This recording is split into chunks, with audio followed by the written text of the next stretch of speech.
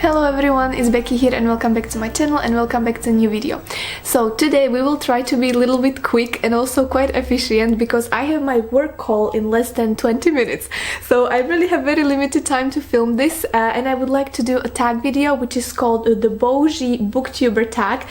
I have no idea how to pronounce it, so I apologize if it was completely incorrect. This tag was originally created by a book Olive and I was very kindly tagged by Annie from Annie with the Book. And before I start, I quickly want to show you, I'm having a problem with teacups, but I love it so much. So yeah, now I have little fox to my little slot mug as well, so I have little animal collection. Anyway, back to the tag. So the question number 1 says, what is your average monthly budget for books? I don't think I have a budget for books per month because I try to be quite mindful when it comes to buying books in general. So I never been on book buying ban. I never spend like a huge amount of money in a bookstore. So just kind of try to do it wisely. If I want to make myself very happy with some book, I just go and buy a book, but then in the same time, if I know like I really do not have money, then I just don't buy a book and I wait. Question number 2, what is the most you ever spent in a bookstore? Oh, I don't really remember, but it's always different because, if you buy something for yourself, as I mentioned a couple times before, when I buy stuff for myself, I'm always very mindful about the money, but then when I buy stuff for my friends or family, I don't really care. So I think the last which I remember was maybe less than 30 pounds because I was celebrating my 1-year Booktube anniversary, and for that I got lovely puzzle which is still not finished yet, and I also got The Lonely Castle in the Mirror, so that's the recent one I remember. Question number 3, are you willing to pay full price for brand new release or will you wait until you have a coupon or there's a sale? Oh, I have a hair here.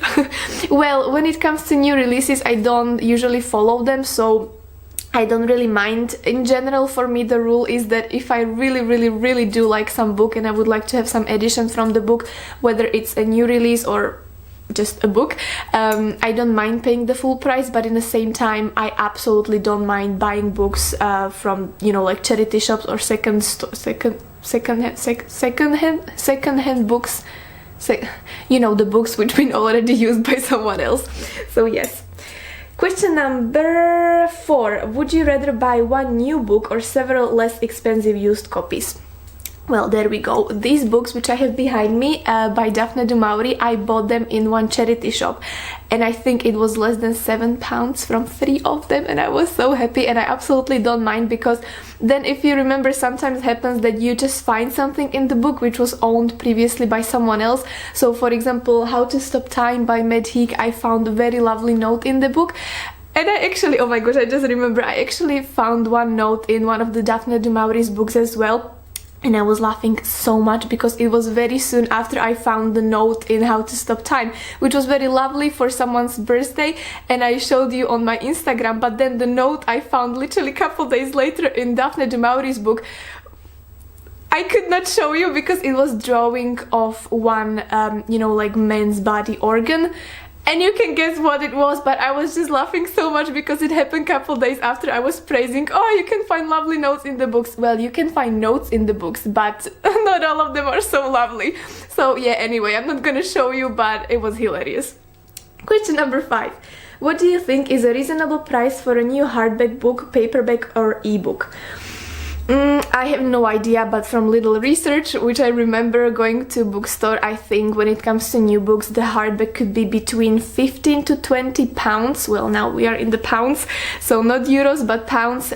Ebook I would say is cheaper, so maybe between 10 up to 15, and then ebooks, yeah, depends, that's usually like a little bit cheaper than these two.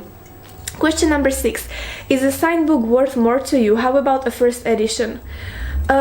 I don't think I personally own any signed books, and I don't really mind. I think, to be honest, the only signed books I would care about is from Daphne du Maurier and Alexandra Dima, and I don't think I will be able to get those anytime ever, so I don't really mind. Question number 7. What is your most valuable book? Sentimental or actual value? Right, so when it comes to sentimental, I have this one, well, actually two, excuse me, I have one book, Jane Eyre, which was from 1960s, something like that, and it was given to me by my granny. She used to read the book many times, and it has those, you know, like wonderful yellow pages because it's quite old, so yellow pages with typical smell, and I just love it very much. And then I also have one edition, same like this, from 60s of Rebecca by Daphne du Maurier, and it was gifted to me by my grandmother as well.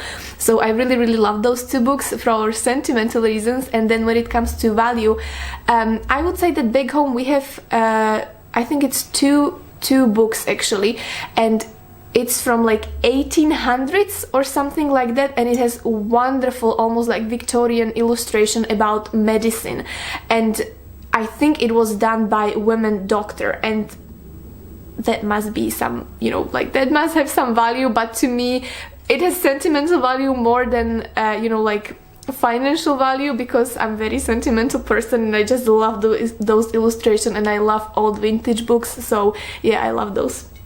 Okie doke. Question number 8. Will you pay more for cover or edition you like better? Yeah, sometimes. I mean, for example, when it comes to a book called Daughter of the Moon Goddess, it's a book which I still haven't got, and I would really, really love to have that one. And I know that there are two different covers, and one is this beautiful one with the girl on the cover and like lovely pinkish and bluish covers, and I love that much, but it's more expensive. And then there is one more cover which has I think it's darker one with flowers around, and it's still beautiful, but I really do want to have the other one, so I think I would be willing to pay for it. But yeah, I just need to wait for for my money to arrive, but after that I would love to buy that one. Okie doke. Question number 9. What physical characteristic does a good quality book have? Ooh, well, for example, one that really pops to my mind right now is I'm actually reading Still Life with art from Bookshelf Odyssey. We do have it as a buddy read, and I do enjoy that book, but see, the problem with the book, it's a paperback, and okay, I don't know how to describe this in English, but you need to really, really break the spine and open the book quite widely to be able to read, you know, like in the middle passages, because the text just goes from the right side very deep inside, and then same from the left. I don't know if this makes any sense, but you know, it's just written very, very much to the edges of the inside of the book, so that's something I think that should not be like that. The text should have appropriate spaces from the spine inside. I don't know, I don't know if this makes any sense, but I'll show you. Actually, I have the book here. No, I don't. Anyway, I'll show you of the book which I have here, which is Pachinko. So I don't want to break it, but what I mean is that these parts of the book, you know, like the text would not go so deep inside. Oh my gosh, I'm so messed up. Anyway, moving to the question number 10. Oh, which is actually the last one. If you won the lottery, what bookish things would you do with the money? What bookish things? I would surround myself with books, because recently I really found, I mean, obviously I do booktube, so I love books and I love, you know, physical copies, and I love to read the books, but recently I really found a lot of comfort when I was reading a book, and I found this one place in my room, which is, I have a heater underneath the window, and then on the side there is my bed, so I like to sit in the corner, lean myself towards the heater, and I have the blanket on the floor which I sit on, and I read there, and then usually all the other books which I have on my TBR I just kind of put around me, and it's very lovely. So if I had enough money, I would just buy all the physical books I wanted, and I would just have them everywhere around the house, and it would be so lovely. Oh, actually, yes, there is one bonus question. So give us an image, actual or mental, of your dream home library. Well, I have several, and if I was that rich, if I won the lottery, I wouldn't mind actually have several rooms in my house as a library. And see, I really, really love the idea of, you know, like old, wonderful big library as it was, for example, in Beauty and the Beast, but in the same time there is something lovely about just book stacks against the wall. Obviously it's problematic to pick up the book if you want something from like the lower floors, but I just like it very much to have kind of the whole wall covered with the books stuck one on the top of another, if that makes sense. I'll try to find some pictures. So yes, that would be two different kinds of my dreamy library, but I don't really mind. Right, so those are all the questions, my friends. Thank you very much. I have like 10 minutes until I have my work call, so I'm gonna set the everything there for being ready to call, because currently I work from home most of the time. So yes, I hope you enjoyed this video. If you did, please consider subscribe, because I try to post the video every week, sometimes twice a week if I have time, and it will be very lovely to have you around. So without further ado, I will just say bye, take care, and I will see you soon. Bye!